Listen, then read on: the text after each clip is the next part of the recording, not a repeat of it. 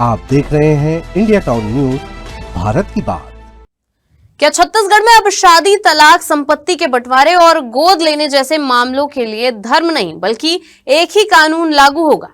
क्या प्रदेश में बदलने जा रही है दशकों पुरानी कानून व्यवस्था? और सबसे बड़ा सवाल, आखिर यूसीसी लागू होने के बाद आम लोगों की जिंदगी में क्या क्या बदलाव आएंगे? मुख्यमंत्री विष्णुदेव साय ने बड़ा ऐलान किया है कि आने वाले शीतकालीन विधानसभा सत्र में समान नागरिक संहिता यानी यूनिफॉर्म सिविल कोड लागू किया जाएगा। इसके लिए हाई लेवल कमेटी काम शुरू कर चुकी है, लेकिन इस फैसले के मायने क्या है, किसे फायदा होगा, किसे आपत्ति है और आगे की प्रक्रिया क्या होगी, देखिए हमारी ये रिपोर्ट।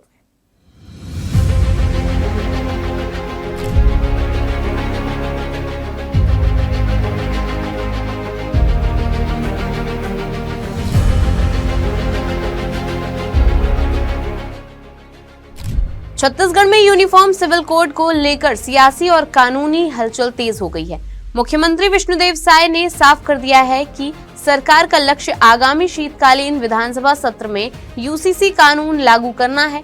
सरकार का कहना है कि इस कानून का उद्देश्य सभी नागरिकों के लिए समान नागरिक व्यवस्था लागू करना है, ताकि विवाह, तलाक, उत्तराधिकार, भरण पोषण और दत्तक ग्रहण जैसे मामलों में अलग अलग पर्सनल लॉ की जगह एक समान कानून व्यवस्था लागू हो। सरकार ने इस दिशा में 5 सदस्यीय उच्च स्तरीय समिति बनाई है।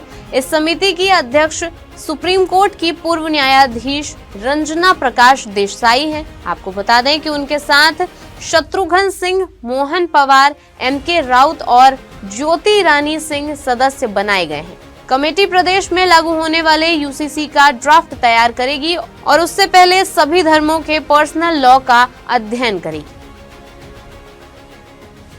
सरकार का कहना है कि कमेटी केवल कानून नहीं बनाएगी बल्कि जनता की राय भी लेगी।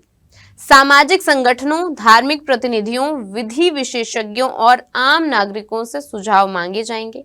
साथ ही उन राज्यों का भी अध्ययन किया जाएगा जहां यूसीसी लागू हो चुका है या लागू करने की प्रक्रिया चल रही है। सरकार का दावा है कि व्यापक विचार विमर्श के बाद ही अंतिम ड्राफ्ट तैयार होगा। छत्तीसगढ़ में भी यूसीसी लागू होगा और इसके लिए डॉक्टर देसाई की अध्यक्षता में कमेटी बनी है और उसका पहला बैठक है और हमको लगता है कि आने वाले शीतकालीन सत्र में हम लोग भी यहाँ पर यूसीसी पास करा लेंगे। अब सवाल यह है कि यूसीसी लागू होने के बाद आखिर बदलेगा क्या? अगर कानून लागू होता है तो शादी के नियम एक समान हो सकते हैं, तलाक के मामलों में समान कानूनी प्रक्रिया हो सकती है, संपत्ति के उत्तराधिकार के नियम एक जैसे हो सकते हैं, भरण पोषण से जुड़े प्रावधान समान हो सकते हैं, गोद लेने की प्रक्रिया में भी समानता लाई जा सकती है। सरकार का दावा है कि इससे महिलाओं को बराबरी के अधिकार मिलेंगे और अलग अलग पर्सनल लॉ के कारण होने वाले भेदभाव को कम किया जा सकेगा। हालांकि इस मुद्दे पर राजनीति भी तेज हो गई है। सरकार इसे सामाजिक सुधार और समान अधिकारों की दिशा में बड़ा कदम बता रही है। वहीं विपक्ष का कहना है कि किसी भी कानून को लागू करने से पहले सभी समुदायों का विश्वास जीतना और व्यापक सहमति बनाना जरूरी है। यानी आने वाले दिनों में विधानसभा से लेकर राजनीतिक मंचों तक इस मुद्दे पर तीखी बहस देखने को मिल सकती है। छत्तीसगढ़ में यूसीसी को लेकर सरकार ने अपनी मंशा साफ कर दी है। अब निगाहें उस हाई लेवल कमेटी की रिपोर्ट पर हैं, जिसके आधार पर कानून का अंतिम प्रारूप तैयार होगा।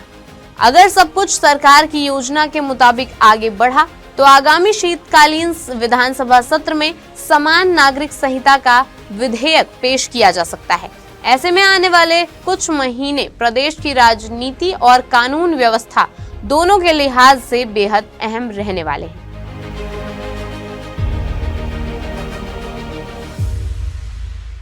तो छत्तीसगढ़ में यूसीसी को लेकर सरकार की तैयारी तेज है, लेकिन कई अहम सवाल अभी बाकी हैं। क्या कमेटी की रिपोर्ट तय समय पर आएगी? क्या सभी समुदायों की राय शामिल होगी? क्या विधानसभा में यह कानून आसानी से पास हो जाएगा? और सबसे महत्वपूर्ण, क्या यह कानून व्यवस्था में सभी नागरिकों के लिए समान अधिकार सुनिश्चित कर पाएगा? इन सभी सवालों के जवाब आने वाले महीनों में सामने आएंगे। फिलहाल इतना तय है कि यूसीसी अब छत्तीसगढ़ की राजनीति और समाज दोनों के केंद्र में आ चुका है। अब आगे क्या होता है ये तो आने वाला वक्त बताएगा। फिलहाल के लिए इस रिपोर्ट में इतना ही। अब मुझे दीजिए इजाजत और आप देखते रहिए इंडिया टाउन न्यूज, भारत की बात। नमस्कार। आप देख रहे हैं इंडिया टाउन न्यूज, भारत की बात।